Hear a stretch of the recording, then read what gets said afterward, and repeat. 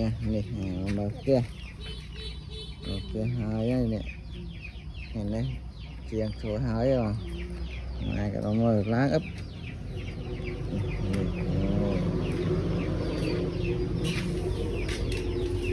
rồi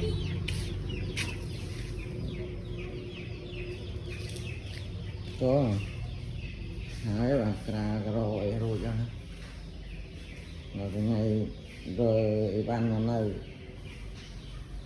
mà gặp trong nó mơ nó sai lên không ôi tiền đấy rồi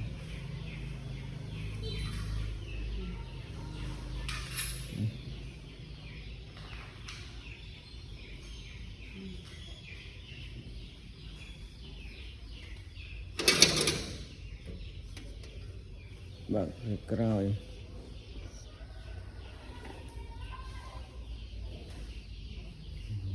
đó nó sẽ ra nữa rồi thấy ấy